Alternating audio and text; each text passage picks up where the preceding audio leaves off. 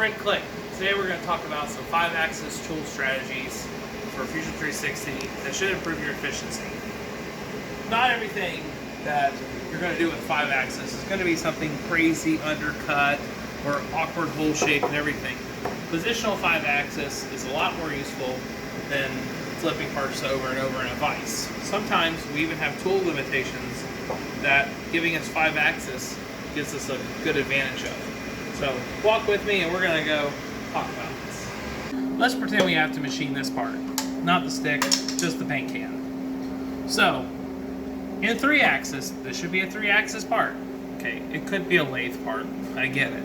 But, let's say we're milling it, and let's say, for whatever reason, we're doing it this way. So, we have a tool limitation at this point. That's as far down as we can finish. If we turn on collision avoidance on a 5-axis in Fusion, in your steep and shallow, I think on a few other tool paths, there is the second from the end, right before linking, there's a multi-axis tab. That tab has, you can select 5-axis or 3-axis. When you go 5-axis, you can turn on collision avoidance, you can give it tool path limits, everything like that. Tool path limits is nice if you have a machine that can't go full 90 at the bottom. You can limit it to 20 degrees. You know that head's going to clear anyway. It'll compute the rest. But do double check to make sure that head's going to clear. Often make sure that if you're using an ER20, you have an ER20, ER32, ER32 modeled, etc. Fusion will totally handle that. It won't crash. It's pretty nice. However, if you have a machine like mine where I didn't buy continuous C-axis on my DMS router, because even the salesperson was like, you don't want the continuous C-axis, or continuous C-axis isn't that great. It's a maintenance problem. And I said, okay, especially with me wanting to cut carbon fibers and other materials like that. So I didn't buy continuous C, which for maintenance issues is going to last me a lot longer. Less parts to wear out, everything else. However, I'm limited to 320 degrees either direction. So if I was to 5-axis this in surfacing finish, Fusion will let it go normal, steep and shallow on the top, come down, and when it starts to get down the side, it would start to curve. However, once it starts to tilt an angle, it's going to make like 2.5 passes. It's going to retract. It's going to spin back to negative, and then it's going to make 2.5 more passes, or pass and a half, or whatever it is.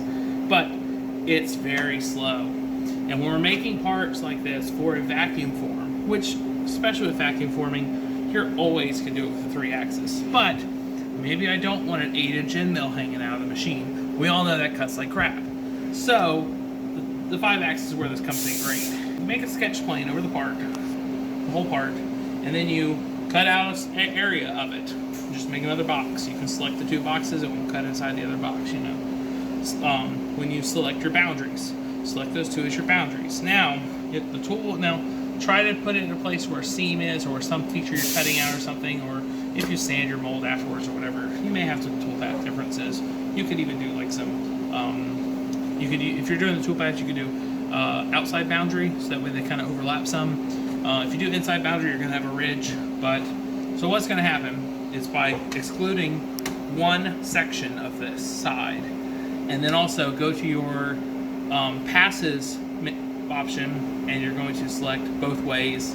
It will allow you to go there, come back, go there, come back. It will never have to retract and pull out. Now it may do it a couple times with like some funny tool paths if you have like features in the way, especially how steep and shallow calculates it. But that it's going to severely speed you up. It'll be a lot faster to run that portion and then come back and have it run this portion than it will be to run, retract, run, retract.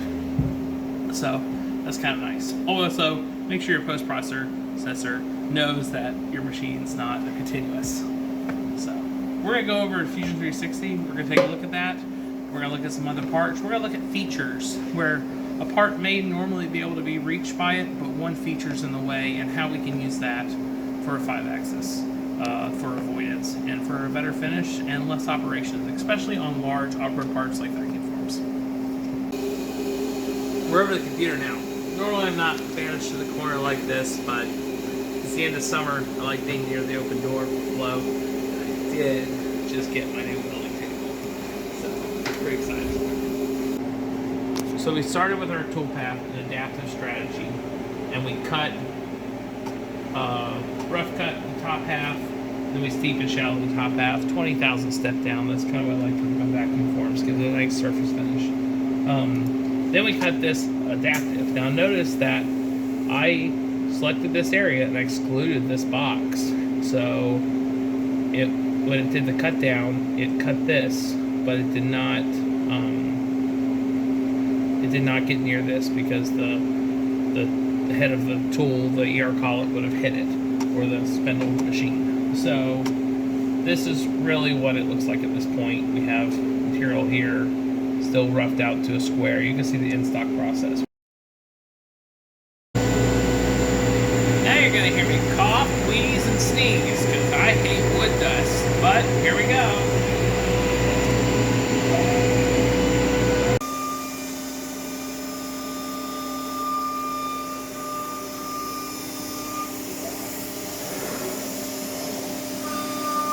So, tool orientation is where 5-axis starts with adaptive. So, the Z-axis, we just simply select our angle plane that we know is 40 degrees. And, you know, we have our step down, we have our stock to leave. We're all pretty clean. You know, pretty much the standard way you would generally machine it. We're just adding tool orientation to our 40-degree angle that you saw us do in the design workspace just by a plane on an angle. So this is now generating. And while that generates, I'm going to show this. There is a tool here where it's called a line to view. This is great. If you do not want to draw sketches and set up, if you just want to have a quick way of getting a feature, line it up with that view, make sure it's within the limits of your machine and your work coordinate and all that. Think about that, but honestly, you got to think about it with any angle, kind of how we thought about the 40 degrees here. So, because when I'm working that close to the table, the machine, it'll do full 90 but not certain heights, so let's play it safe at 40 degrees. So I did an align to view, and if you do it again, see it's realigned this is where it projected it. This was the workspace. This was the boundary layer that I had selected, and when you line them up, you get the angle that I said align to view. You go align to view here, you get that. Look at this. Isn't that kind of cool? So that's a great way to use adaptive. Some of the other tools have that as well. Mostly used with adaptive for me because I'm trying to get a 1/4 inch end mill into a feature to clean something out, or something that so I can later put a ball nose, because it's tight for features. Sometimes you just want to come in at a little angle to clear something. It's a great little tool to have.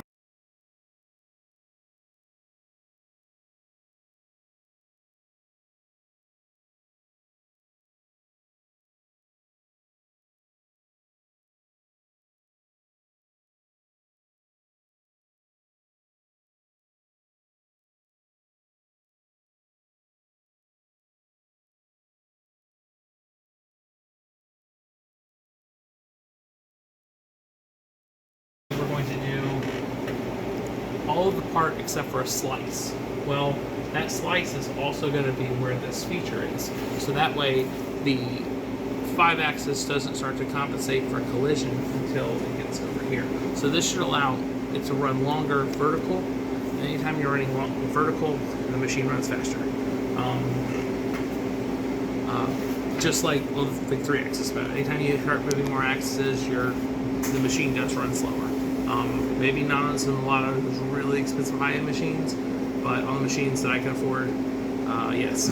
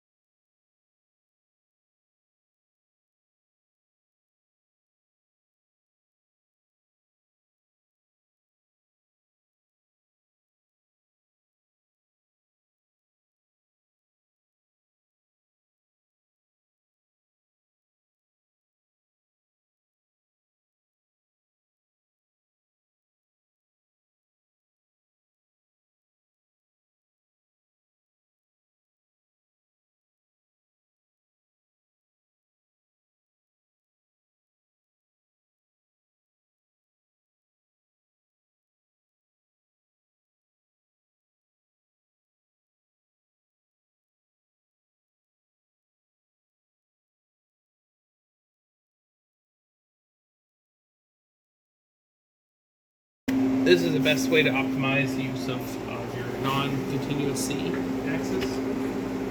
So that way the machine's not constantly retracting slowly, unwinding and coming back down. Even if you have that happening at rapid, which I do on programs I've ran a couple times and I feel really comfortable with, it still adds a lot of time.